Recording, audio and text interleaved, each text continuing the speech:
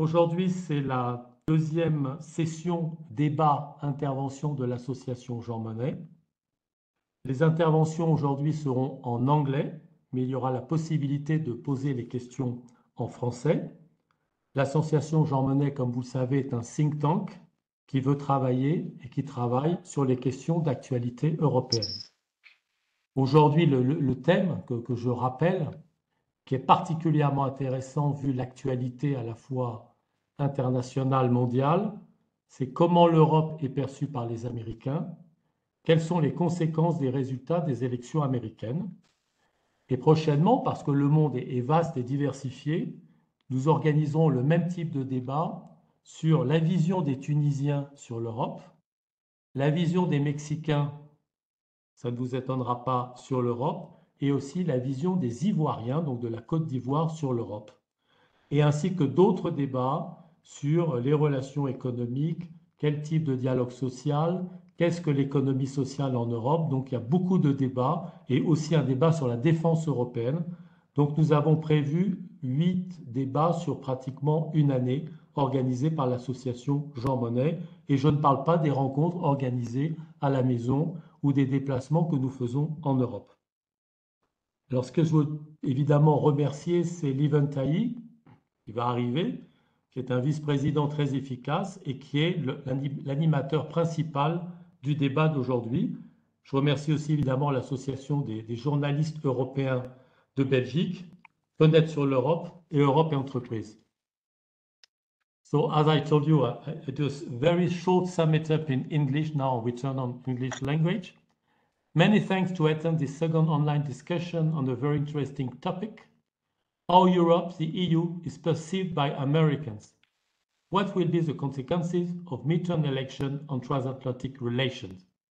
With the great help, I just said earlier, of a very efficient Vice President Lieven Taillie, the Association of European Journalists in Belgium, and also the support of two, what we call in French, Association, Europe et Entreprises, and Fenêtre sur l'Europe. We have some very interesting, you can watch them on internet. We have today very brilliant speakers, and I really want to thank all of them because that will be very interesting to perceive what they think and what they want to tell about the situation. Maybe if, as Lieven is not there yet, I do a part of what he ought to tell you, but you know it now quite by heart. Today, it's what we call informal and open exchange. And we have 2 rounds, and we will begin by that. The first one, the speakers will present themselves quite shortly, but interesting to know what is your background, of course. Their link with USA, Europe. What is their perception of Europe? But not only your perception, but the perception of your neighborhoods, your friends, your relatives, or did you perceive any changes in their mind about the relations between USA and Europe? And after that, we will have a second round, and we want to learn from you what do you consider there will be or not outcome of midterm election, or what do you expect for the future? Merci beaucoup. And who want to be the first to present himself or herself? Maybe the deputy could be a good choice to begin. S'il vous plaît. Merci. My name is Željana Zovko. I'm a Croatian member of European Parliament. I'm a Vice Chair of Foreign Affairs Committee in European Parliament and also Vice Chair of EPP Group. The EPP Group, it's European People Party's group. It's the largest group in the European Parliament. So from our group comes the President of the Parliament, Roberta Metsola, and also President of the Commission, Ursula von der Leyen. In my group, I'm in charge of relations with the Congress and the Senate in order to keep our channels of communications open and to explain also what we are doing in European Parliament and not to have misunderstandings that we had at some period in the past. Also, I was a shadow rapporteur for my group for US-EU transatlantic relations, and this is the report that we have done last year. I'm also very much focused on security and defense, because this is something that together with American partners we had a strong cooperation in the past in the Western Balkan, but also now with this war in Ukraine, we are strongly relying on of our transatlantic partners to help Ukrainians. So that's basically what I'm doing. I live in Croatia, in Split, but my background is from Bosnia and Herzegovina, as I was also a diplomat there. I was ambassador in France, Italy, and Spain, covering North of Africa, also at some period of time, Algeria, Tunis, and Morocco. So for me, also my migration is and the insecurity in that part of the world is quite of a great concern. Thank you. Thanks a lot. It sounds great. Roundly, Mr. President, would you like to present yourself? Thank you. Very interesting. Thank you very much for your presentation. Thank you for your invitations to this wonderful event. My name is Yaloz. I am president of Republicans Overseas. We are the representative party organization of Americans for the Republican Party here in France. I am also deputy general counsel for Republicans Overseas, which is the overall international organization for Republicans abroad. You should know our organization today is called Republicans Overseas. I have been active here as president for the last 2.5 years for Republicans Overseas. We act as very much so as the communications arm for the GOP. We communicate across different borders, not only within France, across the media. We just had a hearing last week at the French Senate regarding the elections itself. What we did today, we were called upon, we were invited to present 2.5-hour hearing, what our position was, give our viewpoint, give a little bit of breakdown what's been happening within the party, give backseat politics a little bit that they don't get in the French Senate, so people to the French-American committee at the Senate. We also participate at events, political party events. We came to Belgium also a couple of weeks ago. We involved in debates, media, whether it be Luxembourg, Italy, Spain. We've been very active.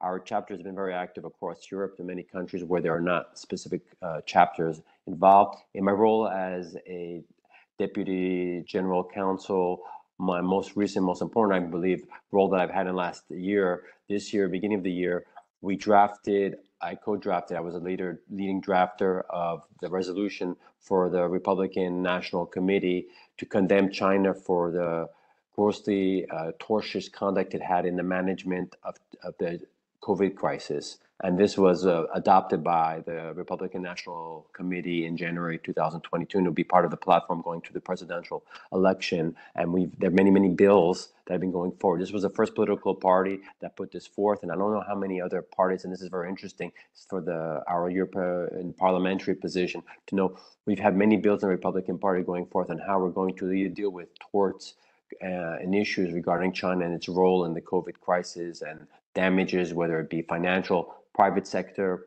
public sector. We can have a large discussion. So that I was highly involved in that earlier this year. Been involved in the elections, of course, helping our voters. We're out in the field. We do many communications. We have a team. We have several people that work on communications that get the message out to our voters to register. And it's very, very important. We represent 9 million Americans abroad. Many states don't even have 9 million Americans. So you should know that as in Democrats and Republicans together, okay, we're 9 million Americans abroad. So we do have a say, and certain elections have shifted because of elections that were work done by our groups.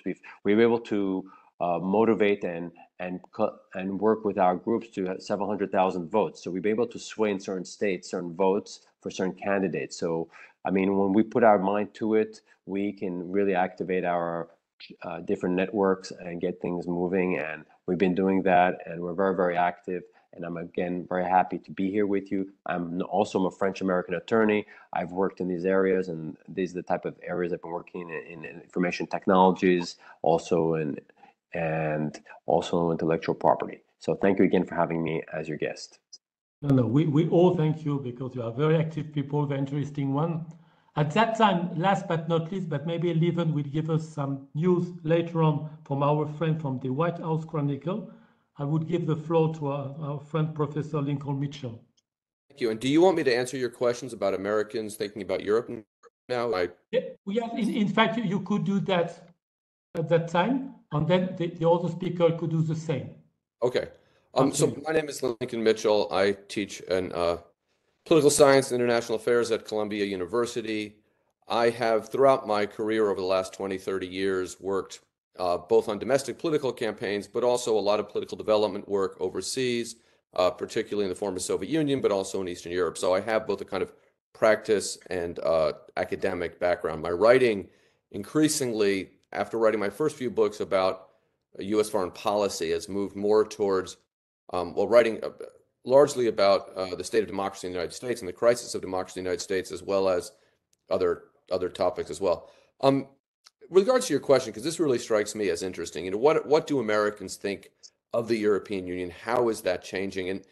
And the first thing I would always say in this situation, particularly when speaking to non-American audiences, because American audiences kind of know this, is that Americans don't think much about the European Union, right? Americans in general don't think much about foreign policy, and part of that is because this is a huge country, right? And part of that is because that's just who we are. But I would also add that, you know, I live in New York, but I grew up in California, and I think my experience as a Californian is not that unusual in that I had backpacked all through China and been to Mexico more times than I could count before I'd ever been to Europe. And if you're sitting in Los Angeles or as I was in San Francisco, Europe seems pretty remote compared to China and to Latin America. And that's only become more true since I was growing up out there in the 70s and 80s. So I would just start with that just as a way of just as a frame of reference. However, to answer your question, I would say I would kind of break into this. My friends who are older friends, who I've known for a long time, or just kind of people I know from the neighborhood here, who are not in the business of thinking about foreign policy, really don't think of Europe much. They have general views. They basically understand that the European Union is kind of, other than Canada, probably our most important ally. They're vaguely aware of Brexit, and kind of that falls on partisan lines, with my Democratic friends more against it or think it was a bad thing, and my Republican friends kind of thinking the opposite. There are some other views as well that are important, and I don't want to spend some time on these. I don't want to talk forever. But first, the war in Ukraine has forced people to think about Europe more than at any time here in the United States. And here I'm talking now, I would switch and talk about my colleagues in academia, my colleagues obviously in foreign policy, as well as my students. I teach graduate students, so these are people in their kind of mid-20s to mid-30s who are looking at careers in foreign policy. So these are, if you will, the next generation of kind of, it's not a term, I don't, the foreign policy establishment and the foreign policy elites, whether they go into journalism or government or the NGO sector or business in the private sector or wherever else they land. And for them, and among that group, and even among most Americans, the general sentiment that I encounter with varying degrees is support for Ukraine, is a sense that Vladimir Putin is a kind of dangerous and nasty actor on the world stage. And here we're just talking about the conflict in Ukraine because Putin in other issues is a much more partisan issue. But there is some lack of certainty about what we do about this. So, some people basically support the Biden policy, think it's important to remain committed to Ukraine. And others are asking what I think are perfectly legitimate questions, such as, how long do we keep doing this? Is there a point where we stop? What's the end game here? So people are beginning to ask those questions.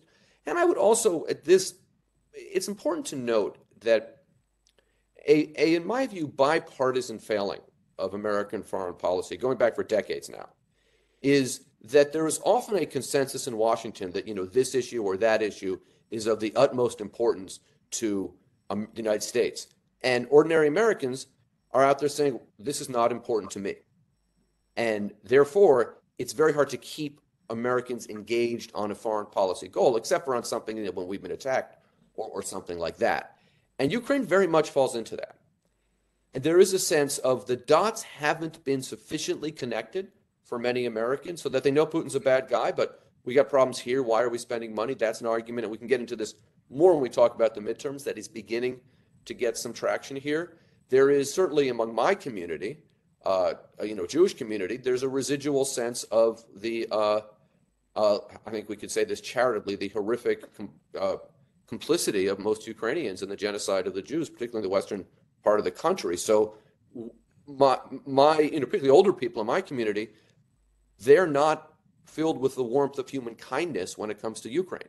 So when it comes to a question of, do they support it? They get it politically, but it's not an organic sense. And the media, I think both coming out of Ukraine, but also in the United States, has really downplayed that. So you almost feel like you're saying something awkward if you mention that, there was a point when you had living relatives in the old country, and then the war came and you didn't. And you can't really talk about that. I mean, so that complicates that in general with regards to my community. So that's I would say is the overview. The last thing I would say is that among people who pay attention to domestic politics here, there is a concern about countries like Hungary, for example, and Orban, and this sense that the ugliest elements of the kind of white nationalism that has reared its head in the United States in recent years is a transnational movement. And that is a source of concern. But that's, again, that's not something that everyone is super aware of, but it's beginning to be like, why is this group having their meeting in Hungary? What is Steve Bannon doing over there? Like, those questions are beginning to be asked. And the sense of where we would like to think of this transatlantic relationship as a relationship that is kind of a global leader in small d democracy. I'm not talking about partisan politics, but small d democracy is increasingly having to wrestle with a transnational authoritarian movement. And so that also is framing it. So I'll kind of wrap up there. I don't want to talk too long. Thanks a lot. That was really interesting. Maybe first we are going to listen to the American points of view. So Frandy, if you could deliver a little speech about this topic, please, and then we will have the answer of the member of the European Parliament from Croatia. Exactly. I would certainly agree with the presentation that Lincoln was saying initially. Americans think about America. America is the nombril du monde, as they would say in French, and that America is the way it's seen that way. And I think it's part of America's perception since the beginning of its foundations that it was an isolationist. We're separate from Europe, and we're separate. We really haven't been forthright attacked on American territory as like the Europeans. So your history as European countries between you, I think it's also historical, and you have to talk about a little bit of history, why Americans are more isolationist, and maybe in that sense also historically, why is the education, why are people culturally that way in America, is because we're very far away geographically. You don't feel that there's a sense of urgency, as Lincoln was saying, but it's also based on history, based on what's been happening across the world history, except for the last two world wars that occurred. That's why Americans don't sense it. And also, I think education has a lot to do with it also, because if we get in Europe, there's more education about what's going on in the rest of the world. Although you'll speak to an average high school student, they know little about Europe, and many times they don't even know where they are if they're an average high school student. Depends where they come from, but they don't even know much about Europe, where countries are, where Paris is, even if you ask them about it, and so on. And many of them, like they said, like Lincoln said, they haven't visited Europe, and then I can confirm, unless you come from cosmopolitan cities like New York, Boston, Washington. And I share also the depiction that was made by Lincoln regarding the scenario, regarding the war. I think what we also have, I think Americans see, is that America, let's say, politically, I think, because you're asking me, because I'm coming in from the political standpoint, I think it's important to give a little bit of an overview from a political standpoint. The GOP, the Republican Party itself, we can say there's three camps. You can say there's the MAGA Trump supporters, be like 1/3. You have another 1/3, which is about conservatives, and you have another 1/3 is the establishment Republicans in DC. That's the way it's pretty much. I don't know if Lincoln will agree with me, but that's the way, in overview, I'm trying to give the three main branches of how the Republicans are seen, but it also goes within the party itself. So let's say if you give that as an overview, that's how it's broken down let's say, but he also should know the Republican Party. People see it abroad, say, oh, well, the Republican Party as a party. It's not that simple. We are a decentralized organization, and people need to understand that, because when you speak about politics, as we explained the French Senate, is that, you know, the Republican National Committee gets funding and so on. It does separate actions, but each state has its own party, and each party has its own funding, elects its own officials, makes its own choices. Naturally, there's platforms, there are many resolutions, but for example, the National Party can't impose on the state party what they want. They're very independent. And what happens also, elections are organized on a state level.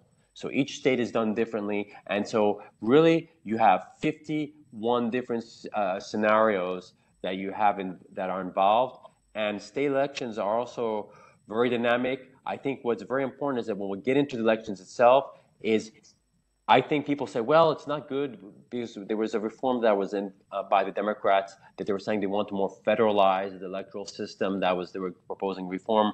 Again, I'm more for the federalist system, where I believe that the states is like a cooking pot, a melting pot, where you have all these local experiments, you have local scenarios going on in each different state. You'll have some parties which will be the Democrats, sometimes you'll have conservatives, you'll have independents, even some that come into power. And in each state, you have new leaders that grow. And this is what makes America great, in the sense that you will have on the local level many times different types of legislations, different things that will occur, that will grow, and then it will become policies on the national level, on a multi-state level. And that's what's great about it. And this is what makes America different, because it adapts to different cultures. And I think the Europeans should look at it that way. Whereas America, if someone's not happy living in one state, let's say because they think it's too conservative or too progressive, they can go move to another state, which has been happening. Demographically, many people leaving New York, California, if they feel like they're more conservative, they move more to Texas, they're moving more to Florida and to other states, to the South, South Carolina, North Carolina. So there is a migration, and that's a phenomenon that's been occurring. And I think it's also something I think Lincoln and maybe we'll want to talk about at one point, which I think is important for our guests to know about, because you're asking what the Americans think about it. So what's happening is we're seeing that you're having America is maybe dividing, but again, in the sense, there's also a movement of populations to areas where they feel more comfortable.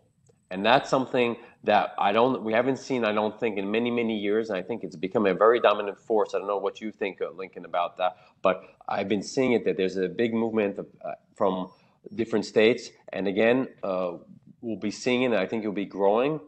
At the same time, what's very interesting is you've had states like Florida elections. I'm going to talk about America. I think it's important. Florida is the first time since nearly the post-Civil War era that all elected offices went Republican across the state. And you have Dade County, places in Florida that were really, really Democrats, very strong. You had a strong Hispanic and African American communities there, and they voted on a dominant basis for the Republicans this time around. So this is a very interesting situation, and I imagine it's something that the Republicans are going to look at, and also the Democrats. Why? And they're going to analyze it, because for them it's important to understand why the Republicans win in areas that were dominantly Democrat. I think the same thing goes into places like Lincoln will probably talk about New York. New York had Zeldin, which had strong support. He didn't have enough to become governor, but he made a very, very good, strong showing in the gubernatorial race that just came up in elect. But also, we just gained several seats in New York State, which they didn't expect the Democrats, and the chairman for the Democratic Party lost his seat in New York. So these are issues where we had initially thought that Republicans would be weak.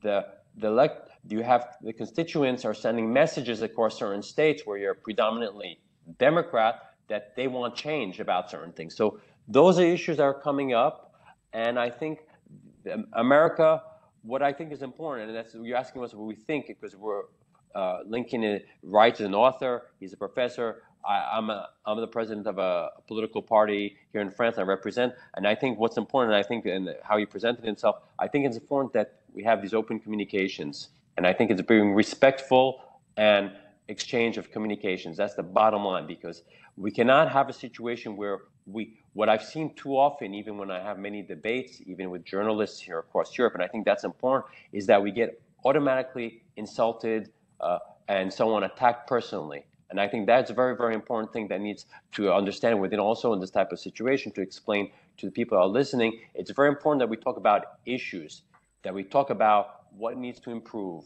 How can we deal with it? We can agree that we don't agree with the person's issues. We don't like the way he does politics, this or this politician. I think you can go to both sides of the political party. They're actors that have excessive political discourse. And I can name it, I'm not going to talk about it, because we've been treated by certain leading parties of Democrats. They've said that we're Nazis. They've said that we're racist. And I also know Mr. Trump also has strong language for certain people too. So it can go both ways. So I think at one point we need to bring all this violent rhetoric to a lower level, and we need to talk about the issues. And that's the key thing when we're sharing. That's what will help us people understand that we can communicate. And we've been saying a strong message. We, with the president of the Democrats abroad here in Paris, we debated last year with a panel of members of parliament and the journalist roundtable. And it was a point that was a key message. We debate, we don't attack each other personally. There was one point also the journalists started to act up and also to have violent rhetoric personally toward me, and I asked him, please, we're not here to say that. We can have disagreements about issues, and we're not here. We can say your positions are too progressist, or maybe you're saying you're sovereignist. You can say exactly, there are other adjectives we can use and be respectful to each other. That's very key to, I think, what we're going forward. And I think that's the way also about politics, and I believe that's something that we should also say. It's in Europe, is the same views that the Republicans feel in America, is that in Europe, people that have conservative or sovereignist views have a misconception of how they view things, and they don't feel like they have a platform to exchange their voices, and many times they're censored. And I've had it happen. We have many chapters that have been censored by Google, by Facebook, and by Twitter. They've been cut off because and by them, they don't even have channels. We've done it because I'm very careful about what we do, but can you imagine you have dictators in the world that have Twitter and Facebook, where we have local chapters of certain countries don't have access to Twitter or Facebook. It's a dilemma, because why is it an issue? Because we're talking about what is the message of America. The Republicans have a harder time sending out their political messaging to the rest of the world. They don't have access to these different channels, to social media, mainstream media. In America, you have 40% of Americans are independent. That you need to know. So if I'm gonna break down the composition, we have 30% Democrats, 30% Republicans, and 40% are independents. So do the Republicans have the same access to the independents?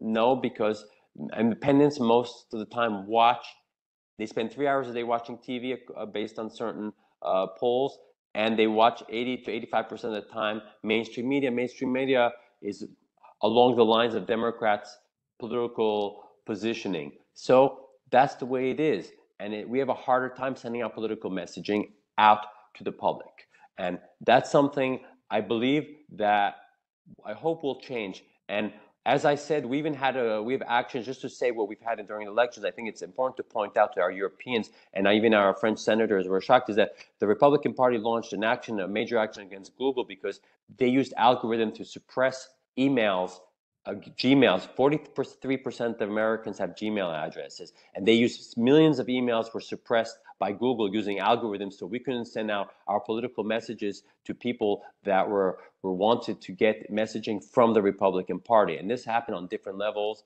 We've had different types of algorithm. Twitter was different, Facebook issues. We've had that issue going on since the 2020 election. So these are things that occur. We have litigation going on. These are not things that are just up in the air. These are things we face. And these are the challenges that we, the GOP, have to do. And I think, I hope these, I think we'll get into the core of the American politics, is that what will these elections come in? I think there will need to be investigations into the role of the big tech and the roles that they played in the election where there was interference. And this is my view. Maybe Mr. Mitchell has a different view, but this is our view. We're here to discuss and to debate. Is that the big tech played a role in the elections 2020 and in 2022. And though we consider that there's a certain form of interference, even there's even government interference with, and these are different things that have been occurred, that the GOP, when they were minority whip was in there, they've done investigations and so on, that there are issues regarding, and Mr. Fauci, different parties, that there were issues regarding what is the position of government and the relationship between government and big tech. So we will have investigation and hearings about that, I'm sure, by the GOP in the House. Those are the things that will come out, I think, and hopefully we will be able to reform it where I think we will have a more balanced playing field, hopefully going into 2024. What's unfortunate, and I'd like it to be called out, I would like the Democrats, this is my wish, it's a wish list, of course, but it's to their political game, is that they call it out that when you have the big tech or mainstream media censoring us, I think it's very, very unfair. And I don't think, if we want a level playing field, I call them out too if I do, and like I say it. And I think when it's wrong, it's wrong. I think it's important. And I think that's a message that also goes into Europe. I think the European conservatives and right-wing parties have a similar issue and had to face similar issues going into politics, going into it. So those are things, going into the discussion I wanted to talk about. Thank you. Thanks a lot, Randy. It was quite long but interesting. As you said, we have different culture. We have a lot to discover, to be aware of. And as you said, another time you said it's not as simple like in Europe. So maybe, Željana, if you like to deliver your speech on your point of view on how you consider what you have already heard from our friends. Right. Okay. I would like to deliver on these two different approach to American politics and view on foreign policy. This is something that is of our concern, as I already said. As I'm a member of EPP, European People's Party, that's the center-right group in European Parliament. So we are directly elected from all over Europe. We are representing citizens from various countries that have different cultural approach as well, and the different issues and different concerns. But we are all Europeans, and we try to combine these policies and to have a common approach as it is necessary. Otherwise, we would not be able to make any decision in European Parliament. Apart from making consensus within our group, we also, in order to vote resolutions and to change legislation, we need to have a broad compromise with other groups such as Progressive, Renew, Conservative, ECR, and the Greens. We have members who are still not, who are coming from far extreme right, who are part of this non-attached, and some of them are part of the ECR, and also extreme left, that is GUE, and it's also in our parliament. So you must understand it's very difficult when we have to have a common position and approach in relations to some issues such as Ukraine or relations with the United States of America. We have to combine different views and different also, and sometimes these misunderstandings that we have with American Congress, American Senate, and people who are coming from different backgrounds and who have to also comply with wishes of their voters. Sometimes we have this misunderstanding in communication, such as that we had during the administration Trump, when there were strong messages coming from the other side. of the oceans, and that were not coming very nicely to the European ears, because people did not understand why this isolation should take place. As I said already, that's why we have this new position, and my job is really to liaise with everyone and to try to clarify the messages, and also to smooth it down, and to avoid misunderstandings, as together we are part of, I would say, those who have who share same or similar values in this volatile and dangerous world, where all the autocrats are, and where the menacing issues such as Russian aggression on Ukraine, and also this new a bit more dangerous approach that China is having, and also all these nuclear threats that we are having. We have to have a much closer relationship. As far as my understanding is, I'm going to refer to what Professor Mitchell said about the position of some people on the war on Ukraine.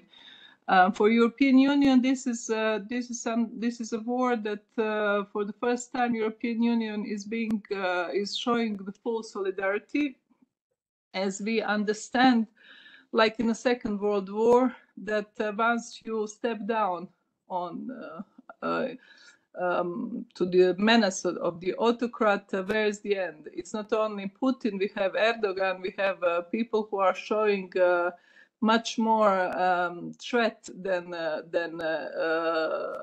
it should be really taken on. And for a long time, as we didn't have a strong cooperation in United Nations and in multilateral organizations, I think that we were showing quite great weakness from both sides. We were mainly concerned more with our economies than with our joint position on security issues. For European Union, security on our borders is the most important issue as well, and for America, that is aiming towards Pacific affairs, it's something else. But for us, when America left North of Africa, when America left all these areas, when they start turning their attention towards other dangerous zones, European Union that has not developed fully its strategic sovereignty has understood that we have to still have our transatlantic partners, and to continue working together. So that's why we were watching with concerns the new elections for American Congress and the Senate, and we want to keep talking, to keep cooperating. The big concern now is a trade issue that we are having, that we are seeing that it will be a big obstacle as well in our relations, as this isolationism is showing up again, and at the time of a real menace and the danger, European Union that is suffering and going through real how can I put it, through a period of finding a new way to not to be dependent on anyone, is also trying to keep up with its production, and to justify also to our citizens that what we are doing towards these autocrats is right, and that they have to, that there will be end to this period where we have problems of economic kind as well. But I must remind you something. I mean, there's something that also came to my mind when Professor Mitchell was talking about Ukraine and about the Jewish view on their history. I remember, I'm Croatian. I remember the war in Croatia, the war when it started in intellectual circles. I mean, I was a student in London, and they were all shocked why Yugoslavia fell apart. And it was just for months and months. They couldn't understand, they couldn't accept, and they couldn't really assess the danger and the menace that Milosevic was posing at the time. And only after discovering all these camps and all these concentration camps and everything that he did, then when the media completely turned their eye on the atrocities that he has done, they accepted Croatian position, and Croatia had quite a long time and a difficult period to explain to the foreign media and the foreign intellectuals that Croatia is defending itself.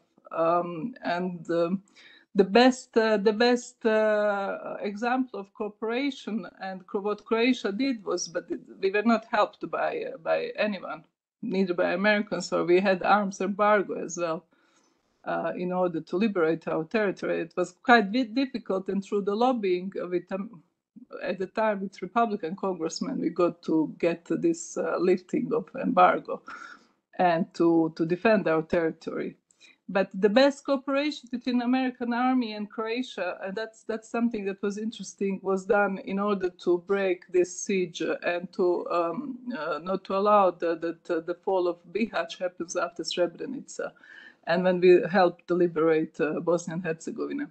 So these are some examples in the past that people were, and I remember I was in London and England, the UK was going through a heavy recession, and people were just concerned about themselves, not about foreign policy.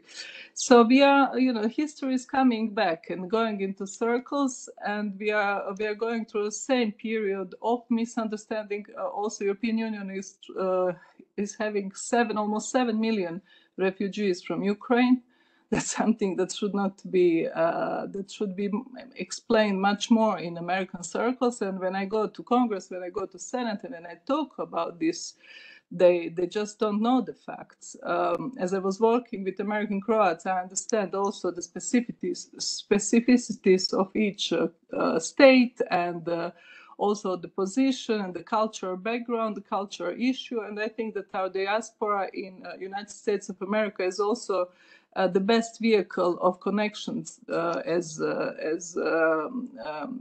Yaloz, who is now in France, understands well. So our diaspora is a link, but European Union is so diverse, it's so different. It's very difficult as well for me to explain to you that we are not a Brussels bubble, and we have every weekend to go back to our constituency and to deal with their concerns and with their issue, and to explain them why we are taking some measures, why we are imposing some sanctions, and why we are going to some why we are taking some difficult decisions that they don't understand. But they still accept, as they understand that the European project, it's a project of peace that worked for 70 years, is the best project really that happened in European Union. So basically that's, I talk too much as well, so you should stop me. I don't think it's quite interesting. It's important, I think, to understand the different points of view. As I said earlier, the cultures are different, very different inside the United States as well. So it was quite interesting to give your point of view. Maybe Professor Mitchell, you could react a little bit about that. I don't hear you. Mike. I don't want to particularly engage on kind of partisan American issues. I don't think this is the right place for that. There's a couple of things that I think are very important that a number of the speakers have raised. One thing I want to stress, which I think most Americans don't understand unless they have a sense of history, is that in the post-World War II era, the dynamic between a more isolationist and a more interventionist foreign policy, has always been within each major party rather than between parties. So Randy talked about the kind of three groups within the GOP, and you could kind of place, the Washington elite very much committed to an interventionist foreign policy, the MAGA group very much less, and the third group, or the second group in your case, somewhere in the way you phrased it, somewhere in the middle. And in the Democratic Party, there's kind of the establishment Democrats, of which Joe Biden is a card-carrying member, who are much more interventionist and much more wanting to be engaged in the rest of the world, and kind of what we might call like the more Bernie lefty wing that historically has not been. So it's a complicated partisan issue because it's not Dems on one side, Republicans on the other, like you might find with taxes or abortion or something like that. So I just wanted to, that's critical to understand. The second point is I want to stress something Randy said about, because it's true of both parties, that there's no, what I teach, I tell my students that if you begin a sentence with the Democrats or the Republicans, you're going to end up wrong. You're just going to end up saying something that doesn't make sense. Because in America, there is, for exactly the reasons Randy mentioned, but I want to stress them and make it clear that with regards to both parties, there is no the Democrats or the Republicans. So, for example, in this post-midterm election framework, we've heard people say the Republicans are, tired of Trump, just for example. But that doesn't even make sense because it's not like there's, Ronna McDaniel and 10 other smart Republican operatives in a room saying who's better, for us, DeSantis or Trump or some other candidate. There's going to be a process in 50 states, plus the District of Columbia, plus Republicans, the overseas Republicans groups, and that will determine the nominee. And the point I make, what I tell my students is, I've been to many countries all over the world working with political parties, and I have been in, in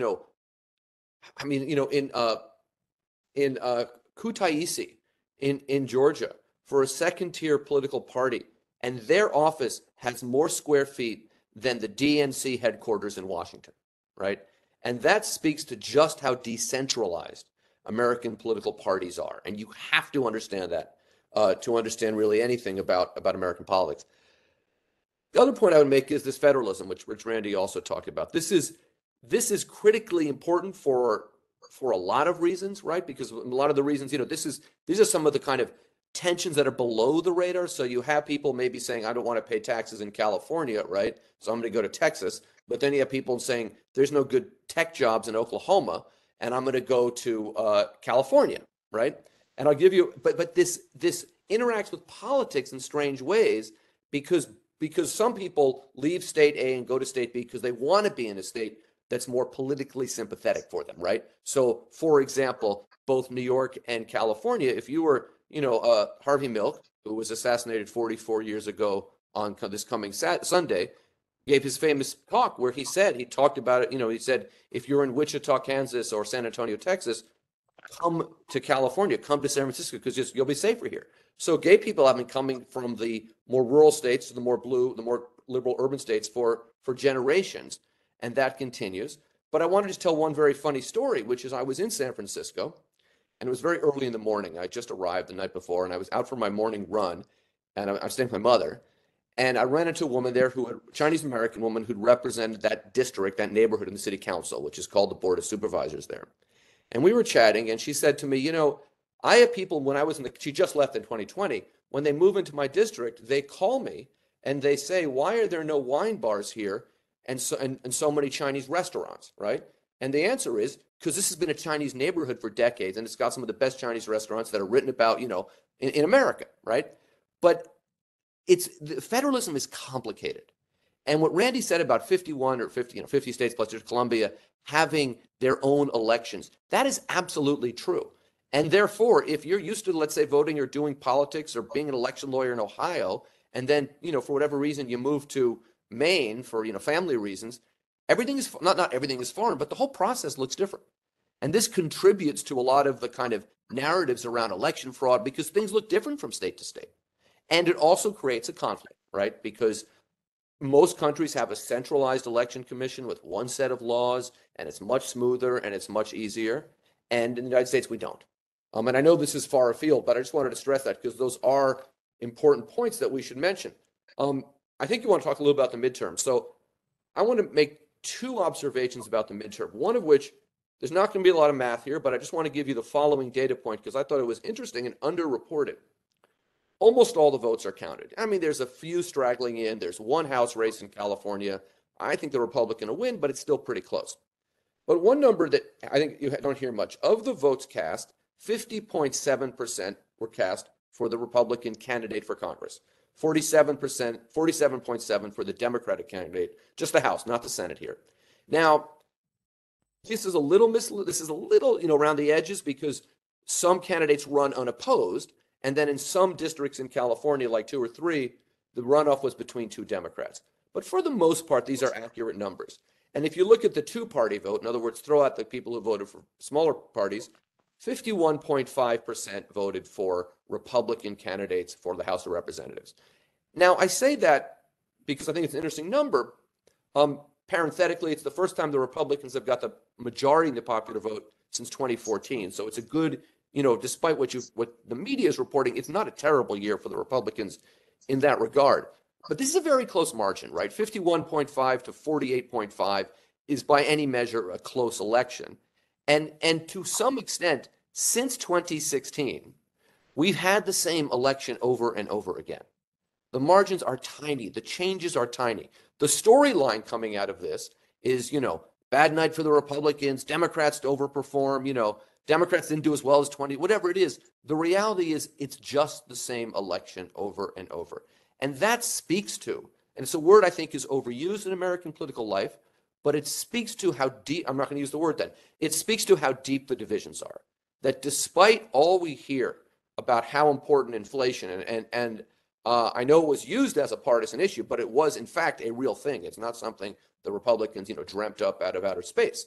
It was a real problem, and anyone who bought anything in the United States knows that, but it's true in a lot of countries as well. But we hear about inflation. We heard about the Dobbs decision, which overturned Roe v. Wade, and how that mobilized all these voters.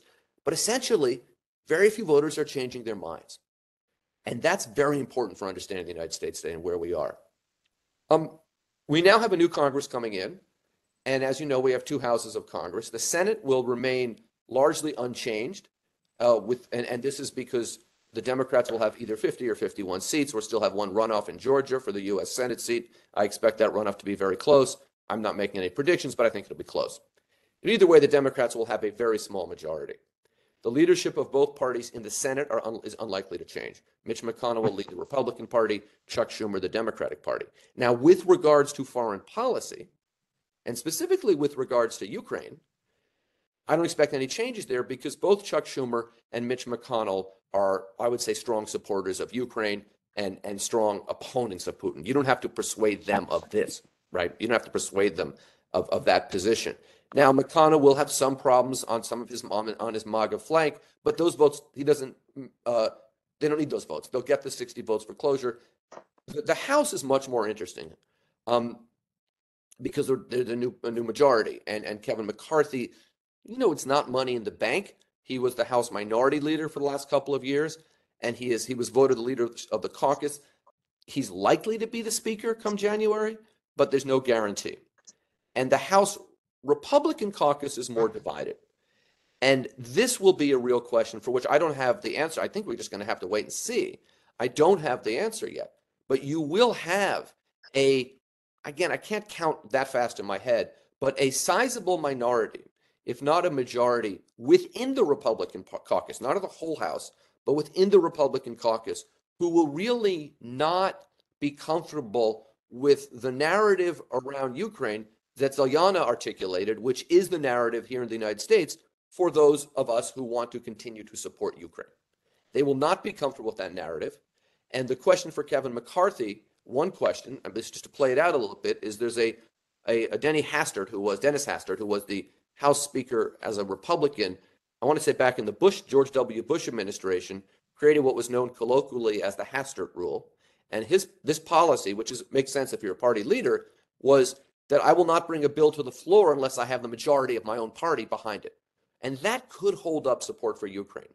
We're going to have to see how that plays out, but that is something that I would flag as just something to watch. It's a little too early to tell because we don't know even 100% for sure if Kevin McCarthy will be the speaker.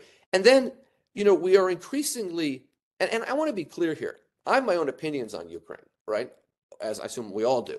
I have articulated mine, which is I support basically Biden's position. Would I tamper here and there a little bit? Probably. But I think I'm fine with what he's doing. There are many Americans who are asking legitimate questions, right? How much money? How long, or what is the commitment? What does victory look like? How does this war end? Those are legitimate questions. And those are, again, from both sides of the aisle. There are Democrats and Republicans raising those questions. But then there's increasingly, or maybe not increasingly, but there's a visible, probably not a majority, but a small enough minority to be worried about within the Republican Party that is really, Ukraine is a money laundering operation, right? That's not true, right? I'm really trying to push what I would say is a Putinist vision of the conflict. And again, this is certainly not, I don't think Kevin McCarthy's part of that. I know Mitch McConnell certainly is not. But it's not hard to imagine that as the Republican primary for president heats up, and I expect that to heat up beginning pretty soon in the new year, that these questions will arise. Thanks a lot. Before giving the floor to Lieven for the question of the second round, but we already began the second round, maybe I would like to hear the opinion of Randy about what he heard. Thank you again, and I appreciated what both of Lincoln and our Croatian parliament member were saying. And regarding Ukraine, and I'll just add a little bit toward the House position, and I think a certain number of Republicans is that we didn't, Professor Mitchell didn't explain it, is that I think they're wondering they want more oversight.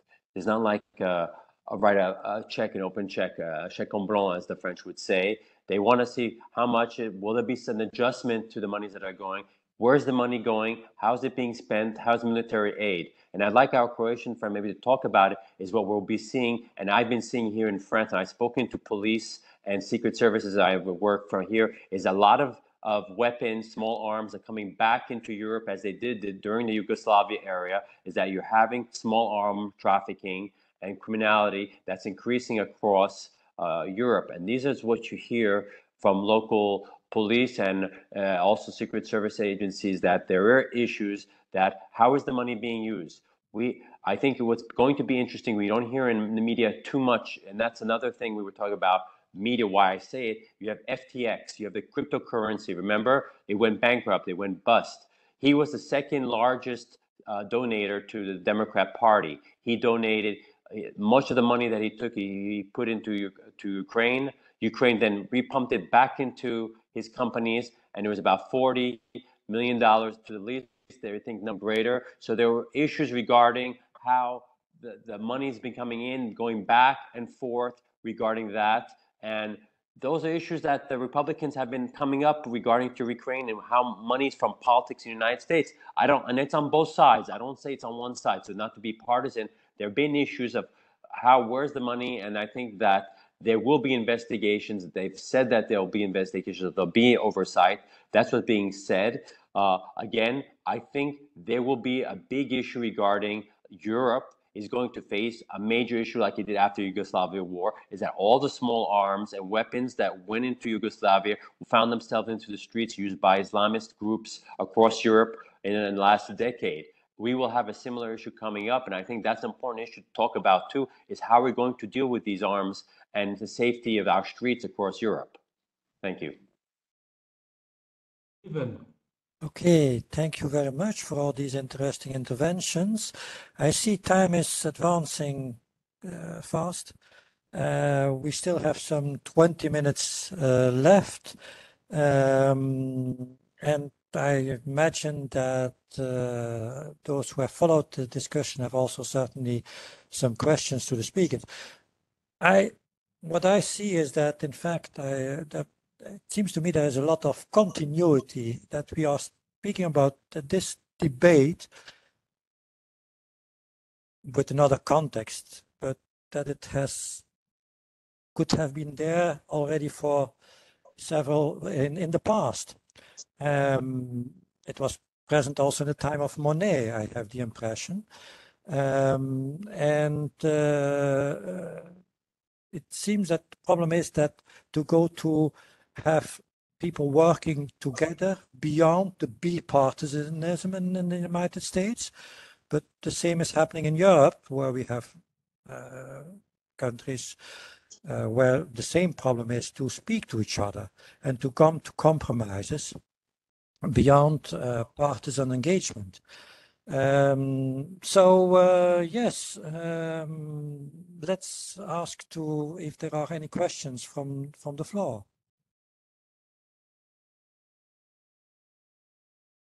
see no, because no one is asking. Okay, and it seems all very clear. Christoph wants to answer something. Okay. Yes, Christoph. Yeah, we try. So thank you for this view. Unfortunately, the impression I'm getting that Europe is not.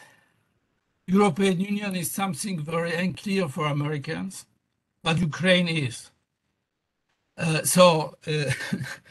The problem is that what we see from European standpoint of view is that there is a division in Americas between two parties, and we are not very clear, at least I am not, about the vision of the world organization, because Americas is, for the moment, assumes there is a leadership of the democratic world, right?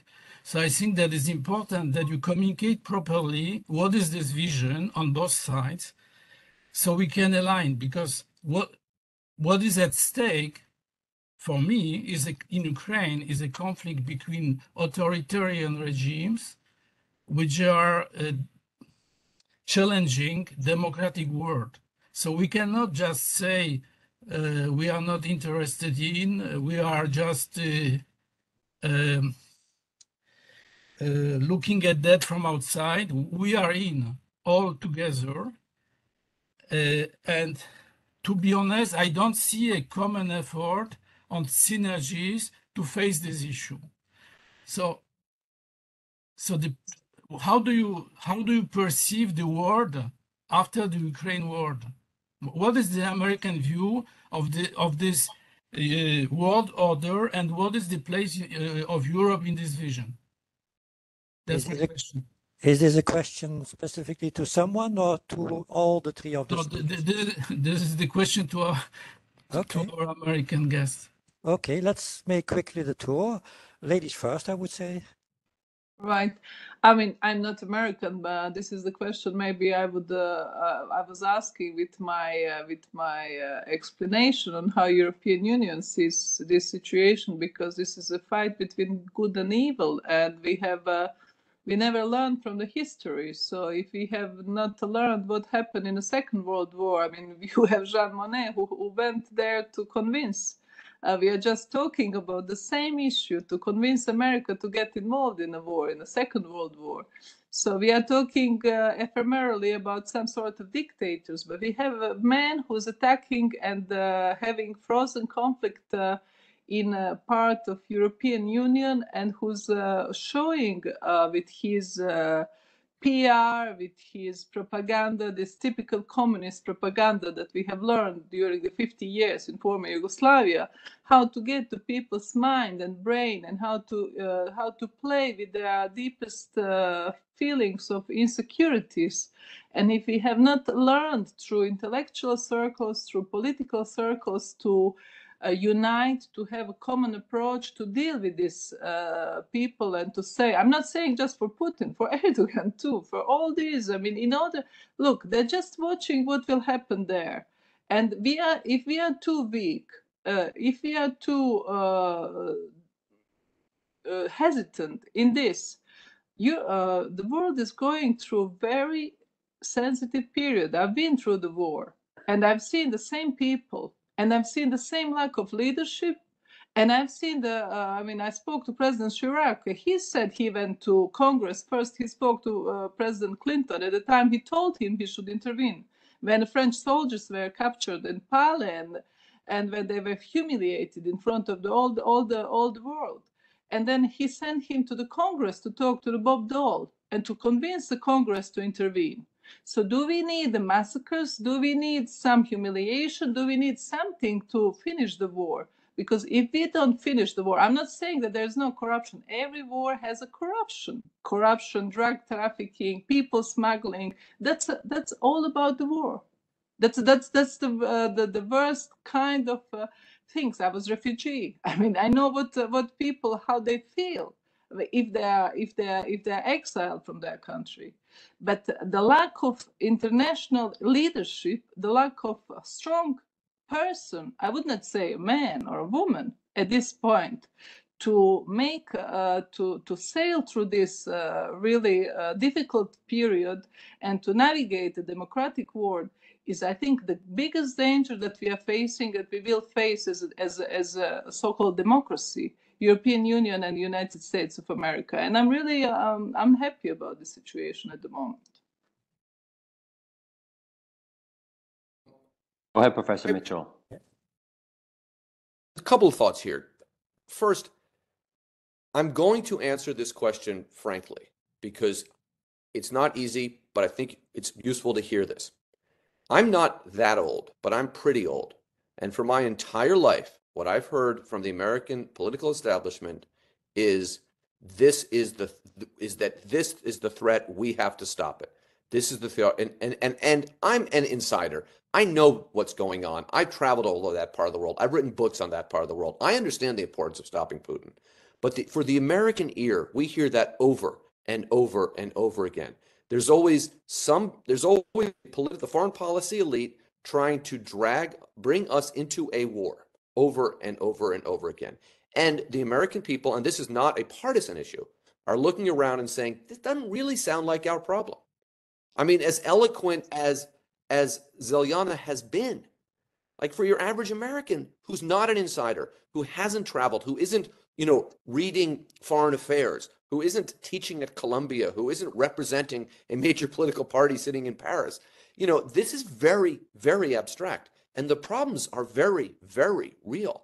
And I think there is and what you hear over and over again in the shorthand is, this is Munich, this is Munich. But I always tell my students that whenever someone says it's Munich, you have an obligation, a moral obligation to say, maybe it's Sarajevo, because there's two lessons of the 20th century. One is World War II and one is World War I. And balancing that is very important. And that, just being very honest with you, that's a question we have to that Americans think about. It is not unreasonable for Americans to say, we have a drug overdose problem. We have deaths of despair. We have a working class, a multiracial working class that is really struggling. This isn't our fight. And in Washington, people hear over and over again, listen, we need your help. We can't do this without you. But we hear it so much, and the elite buy it because the position of the foreign policy establishment is that every problem in the world is something America should try to solve. But that's not the position of the American people. And that case has not been made persuasively to the American people. And for my money, and in my opinion, that's a failure of the American foreign policy establishment. Just takes it for granted that the American people, and this is bipartisan, will go along with whatever they want. And many, many times, they do not.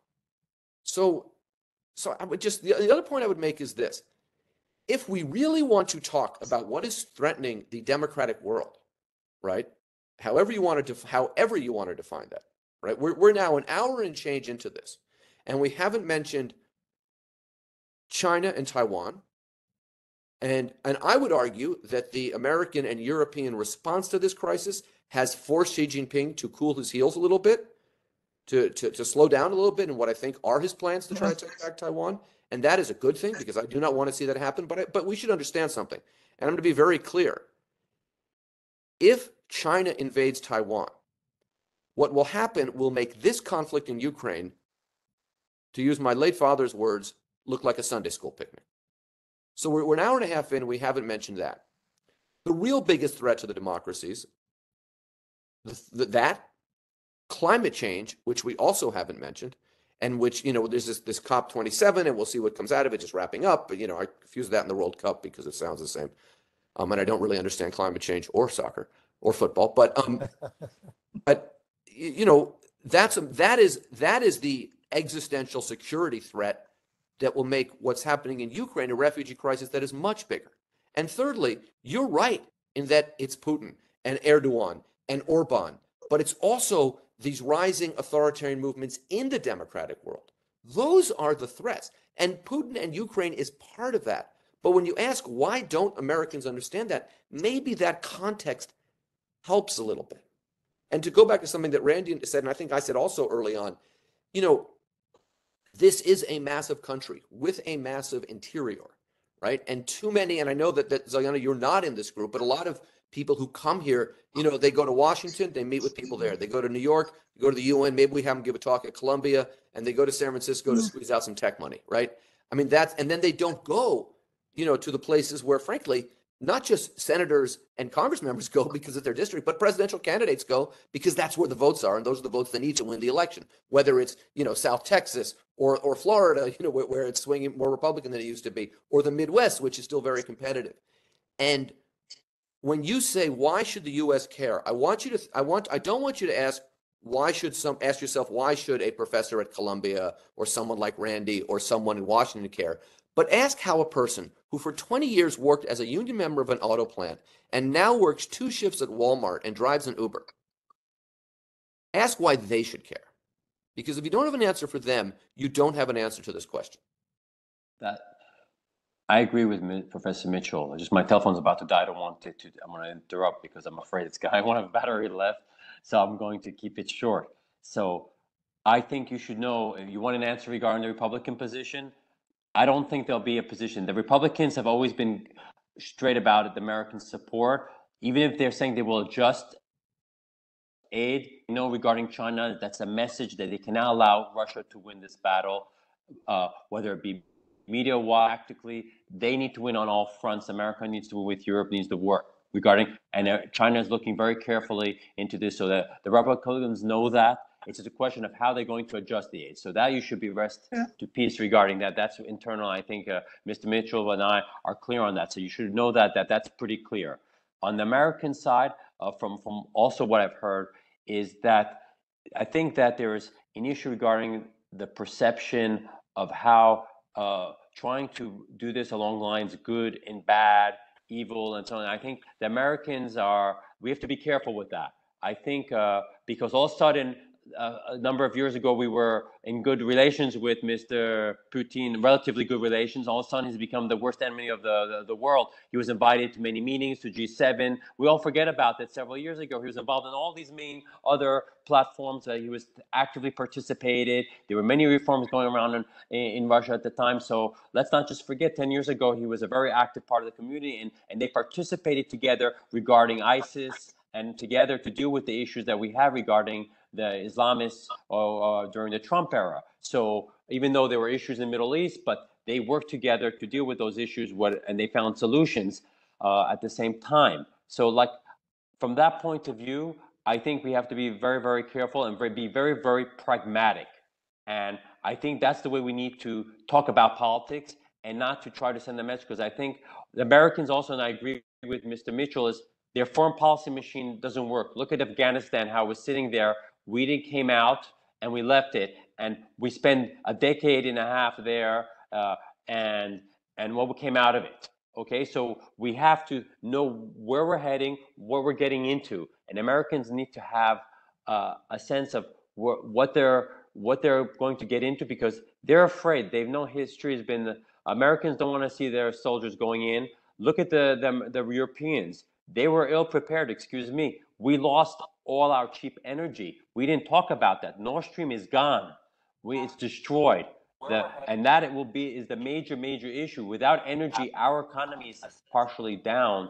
And that is a key issue that's going to be facing Europe going into the next decade. How are we going to make up for that cheap energy? And I believe a lot of the industries in Germany across will be moving toward the United States. America is going to recover part of that, of the industries that are in Europe, because they won't be able to produce products at reasonable prices, and they will move those industries into the United States or to South America, because they're not going to move it to Asia. So that we need to talk about too. What are the economic effects going forward? Because we're going to have a European Union in crisis. That you need to see too, economically, and how are people going to deal with that at home, each of us, because the same thing Mr. Mitchell was saying, I agree with him, the American that has to do 3 jobs, the same thing's going to happen with all the Europeans, Mr. Mitchell, and you're right to say that, is that everybody's going to be facing so much inflation across Europe, they can't pay for different things, and they're going to work twice as much, they're going to have to get second jobs, and it's going to happen across Europe too. Thank you. Okay, yes. Well, I see there's someone else who's asking the floor. One last question. I think Umberto has a question. Yeah. And can you hear my voice? Yes, absolutely. We hear you very well. Okay. Well, first of all, thank you very much for all the interventions. And I'm very happy to hear your way of thinking about what is going on in the United States.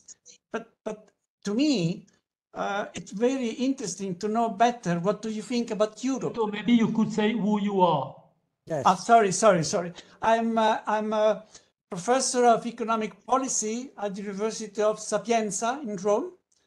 I'm very happy a member of the Jean Monnet Association, and I'm one of the responsible of the functioning now of this association, and I'm a member of the chair of this very important association. Now, I know quite well the United States, since I've been many times in your country, but I was impressed by the fact that you said that US citizens are not involved in foreign policy. They don't have any or very little knowledge about Europe.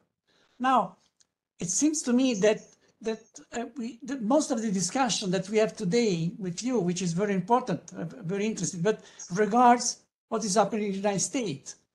The only reference that you had on Europe is on Ukraine. But as I know, Ukraine is not Europe in the sense that has been in the last, only recently as an independent state. So the real problem to me is to understand better what do you think about Europe? What are the main problems for us?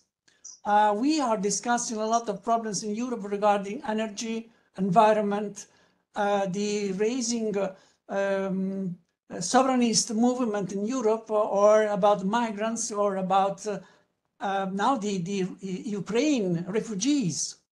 And these are the problems that we are facing today. The fact that the United States do not know very much about Europe is a problem for us. That is really, as I said, I've been many times in the United States. I have 2 sisters-in-law from the United States, so I know quite a lot.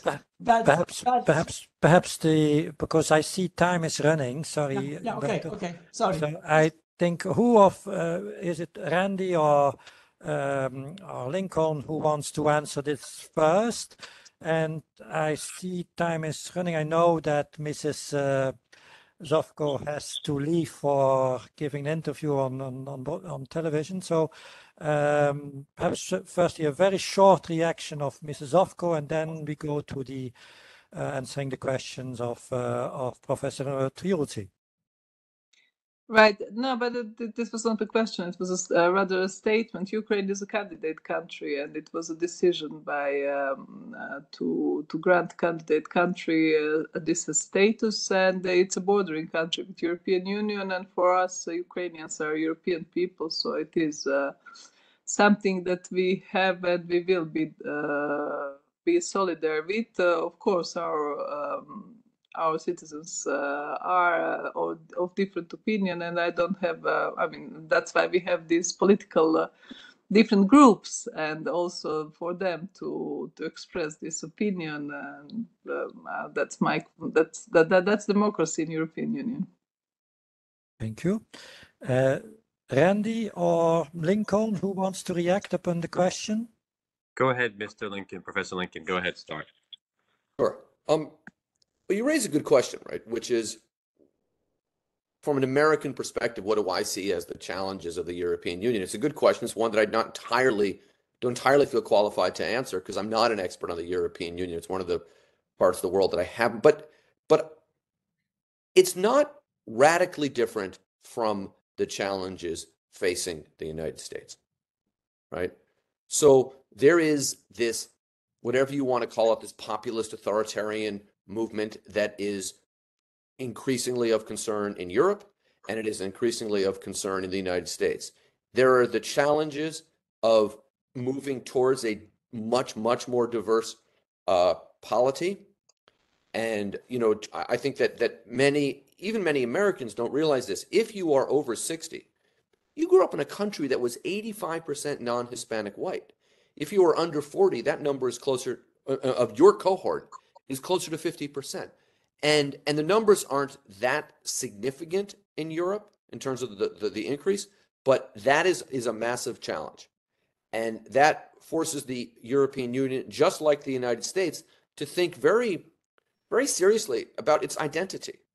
What is Europe? What does it mean to be Europe? I've done a lot of work in Georgia, which is an aspirant country to the European Union.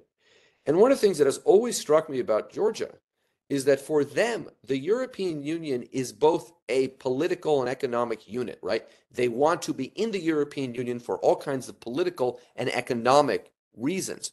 But it is also something more than that. It is also something symbolic.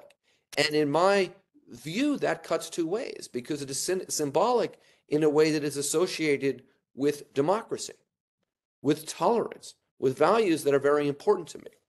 But it's also symbolic in that it's associated in their minds with whiteness and Christianity. And those are more complicated. But that is, in many respects, a deep part of the European identity, at least as it looks from the outside. And just like I'm sure the United States, to many from the outside, it's also a deep part of the American identity. But these are increasingly polities that are less those two things than they were 10, 20, 30, 40, 50 years ago. And navigating that is going to be very difficult. The two other things are climate change. Climate change is a problem globally, and the European Union is not going to be an exception. And the rise of China. Because the biggest threat to, in my view, from the political, leaving climate change aside, to the political perspective in Europe is what happens, or a big threat, is what happens if the United States becomes politically unstable. And there is the chance of that happening over the next 10 years is you would put it, whatever you'd put that percentage, is much greater than where you would have put it 10 years ago or 20 years ago. And the rise of China as a deeply non-democratic polity, China's an authoritarian country. It's not a democracy, but it's a powerful authoritarian country. And it will potentially, if problems of the kind we've seen the last several years continue in the United States, become an alternate model. In my view, a very negative alternate model, but I'm not making decisions for the European Union, for many in Europe. So that's maybe a few years out, but those are things I would flag. Okay. I'll give the word to Jan, but to Randy. Thank you again, everyone. So as a last comment, I think what's important, you're asking what's important to Europeans and what's important to Americans. I think there has been a lack of attention, a lack of investment from all points of view, whether it be financial, attention, everything, to where we need to go and what we've been happening. The COVID crisis showed our weaknesses of globalization. Look at France. I don't know if you're all aware, we're having a crisis for medications again. We're not able to manufacture medication. Look at the electric vehicles. They're mostly produced in China. We are too dependent on China in Europe and America as well. We're transferring all technologies regarding high-tech technologies regarding I just forgot the word. The Taiwan. Just the word slipped my mind. The conductors. The conductors, the semiconductors. Excuse me. Yeah, that slipped my mind. The word. The semiconductors is a major issue, and I think that's a priority. But it's not just semiconductors. That Taiwan had the large majority of semiconductors that were being produced there. And that's what pretty much protected it against China, I think, for a certain amount of time, because they were afraid that if they were to attack it, that it would go down too. And they needed that technology to be able to promote their AI and so on, all the technology they need to go in to support their economy. The same thing in Europe you're having regarding health sectors, electric cars. We are too dependent on foreign, on China. Now, the question is, how can we go forward and saying we want to be strong, we want to be economically strong, if we've created a situation? France used to be self-sufficient on a agricultural level 30 years ago. Over 30 years now, we have to import food into France. It's crazy, but that's the way Europe has become. So these are questions when you say they're populist issues. I think a lot behind the populist issues there are a lot of legitimate issues that go behind it that the Europeans, if they want the people to understand it and go forward, they need to deal with those issues. Is that, okay, we don't want populist issues, but how do we protect our people on a global basis? We need to have make Europe first. That was what the position is. We need to bring key industries back into Europe. We cannot be dependent on China for key industries because we will be weak. And if we want to be strong against China, we need to be more self-sufficient, at least between US, Europe, and with India, and find other partners. That's my last point that I want to say regarding Europe, because all our hopes and everything don't stick if we're dependent on China. The bottom line is we are dependent economically on China, and they will use it against us. So no matter what, if we don't become more dependent and more self-sufficient in certain areas and develop key sectors, key areas, we will have major problem over the next decade. Well, thank you very much to all. These are very interesting times to discuss. I hear we have a lot of other things still to discuss who are present in the discussions also. Where I heard from, when I hear Randy, I think of the debates on friendshoring and reshoring and so on. I'm hearing Lincoln and her also, but about pragmatism and so on. Well, I'm thinking, and also when hearing Madame Zovko, then I think more than ever, more than some years ago, the personality of Monnet can be back inspiring again. He was very much pragmatic in his approach, and for instance, what is important is that he made always that the text, before going to a broader public, that it was also that he discussed it also with his chauffeur, with his wife, to see that the abstract things were out of it. Of course, he was very well aware, to be a good politician, you had also to have the possibility to explain it well. It had to be simple also, this thing. So, well, thank you very much for all these discussions. We can go hours on. And I think that the importance of these discussions is that we take things out of it to do in our daily life for all of us. Many thanks. Hope to see you soon back, and either also at the house, which is also always very welcome to visit the Maison Jean Monnet. And well, I'm sure there will be next coming interesting discussions as well. This is the first tryout from a series of discussions we want to have about perceptions of Europe and European Union by non-Europeans. Well, I hope you enjoyed the discussion, and that I'm certainly learned a lot of interesting things. Thank you very much. Thank you. Thank you, everybody. Thank you. Bye-bye. Bye. Thank you very much, everyone. Thank you to everybody for having us. Thank you very much. Bye. It was absolutely great. Thank you a lot.